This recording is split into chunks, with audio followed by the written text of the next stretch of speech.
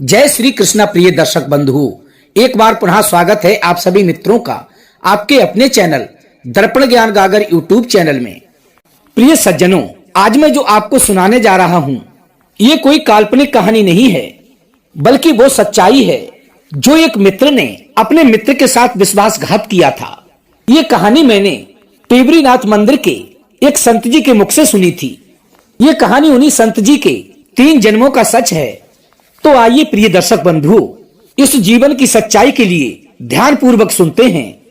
प्रिय सज्जनों, एक बार हम सभी लोग टेबरीनाथ मंदिर पर भागवत कथा करने गए थे, जहां पर बहुत बड़ा आश्रम था और वहां पर बहुत बड़ा धार्मिक अनुष्ठान चल रहा था। वहीं पर हमारी भेंट उस आश्रम के महंत उन महान पुण्य आत्मा से हुई। एक दिन वे हमारे पास आकर बैठ गए और उन्होंने आकर अपने जीवन की वो सच्ची घटना हमें सुनाई। वही घटना आज हम आपको सुनाने जा रहे हैं। प्रिय दर्शक बंधुओं, वो कहानी इस प्रकार से है। किसी गांव में 2 मित्र रहते थे जो कि अभी किशोर अवस्था में ही थे। दोनों एक ही गांव व एक ही मोहल्ले में रहते थे। जाति से उनमें एक ब्राह्मण था और एक वैश्य कुमार था। दोनों की मित्रता इतनी गहरी थी कि वे दोनों एक दूसरे के बिना भोजन तक नहीं करते थे। उन दोनों का साथ साथ रहना, खेलना कूदना, उठना बैठना था और साथ ही विद्या अध्ययन करने के लिए गुरुकुल में जाना होता था। वे दोनों एक दूसरे के यहाँ बेहिचक रुक जाया करते थे।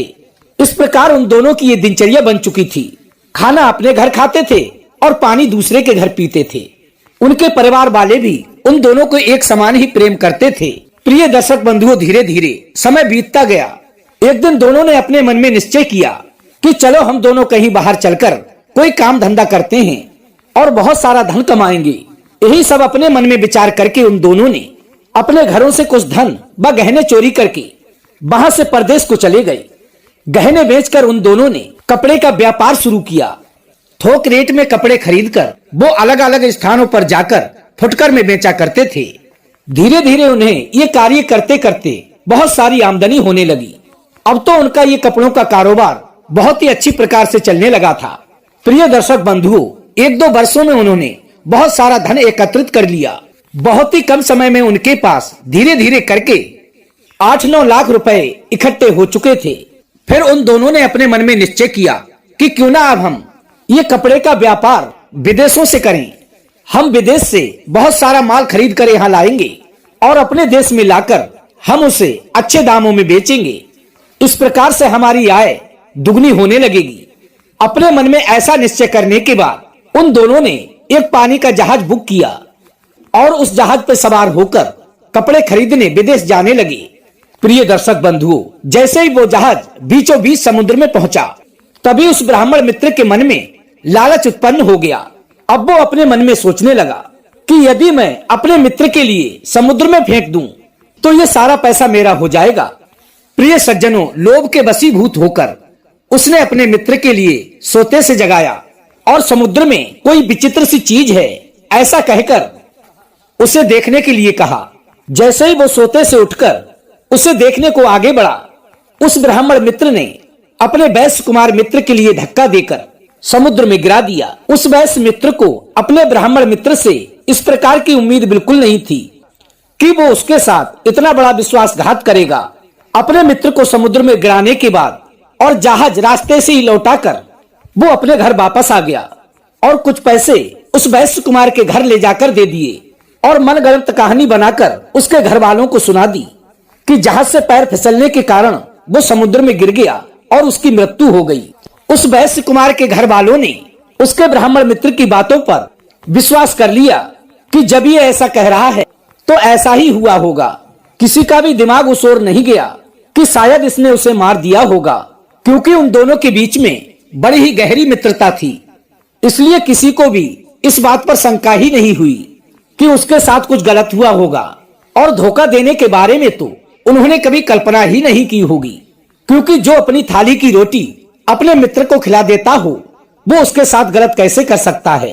प्रिय दर्शक बंधुओं, धीरे धीरे करके समय बीतता गया और उस परिवार के लोग अपने दुख को भुलाते गए।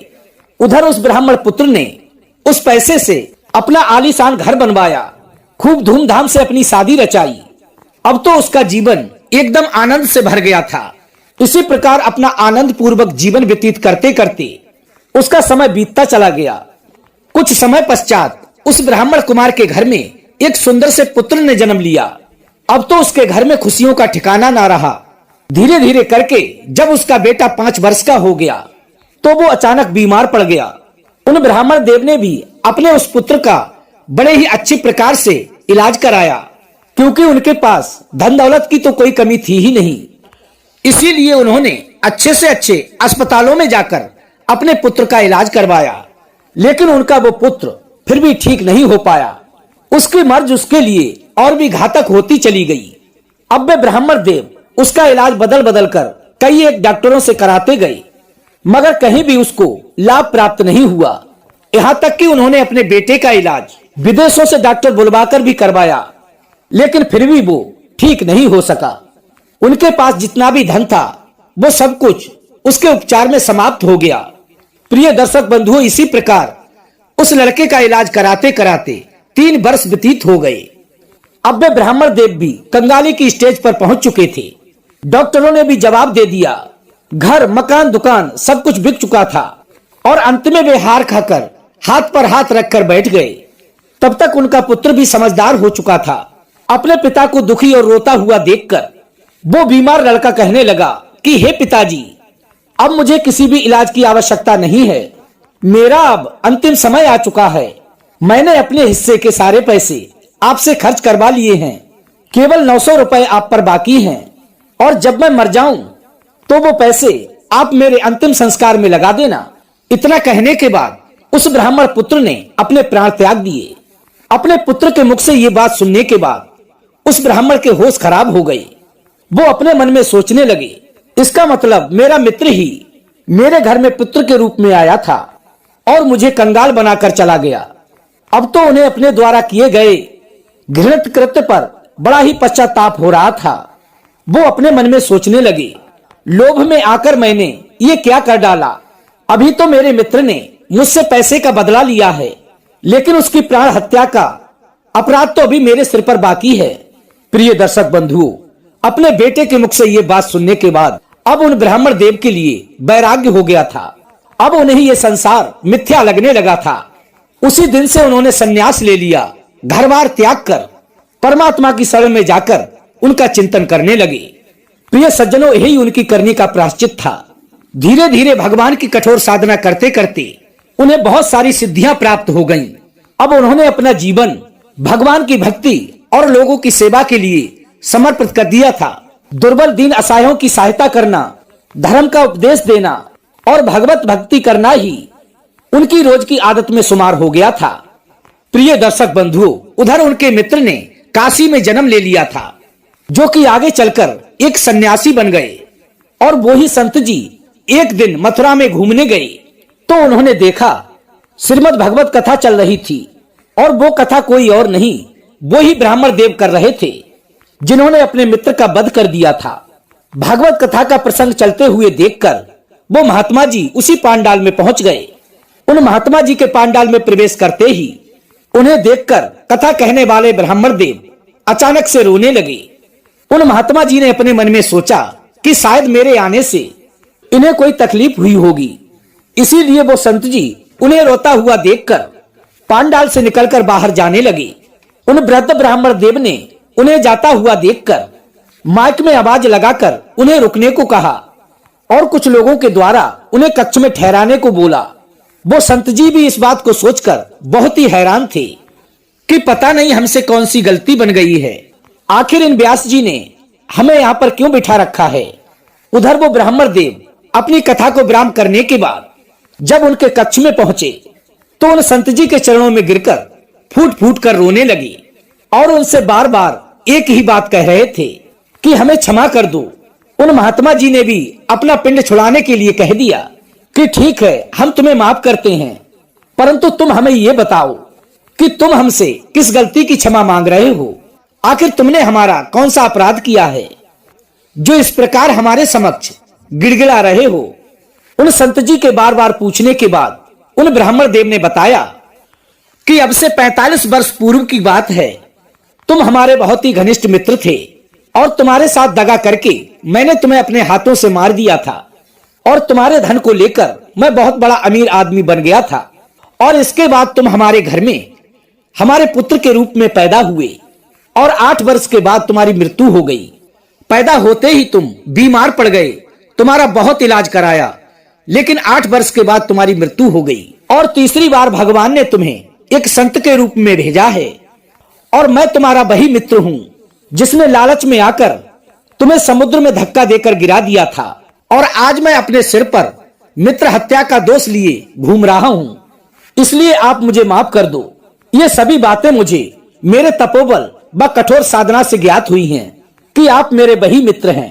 प्रिय दर्शक बंधुओं, इस प्रकार उन ब्राह्मण देव के बार बार गिड़गिड़ाने पर वो संत जी उन्हें क्षमा करके चले आए।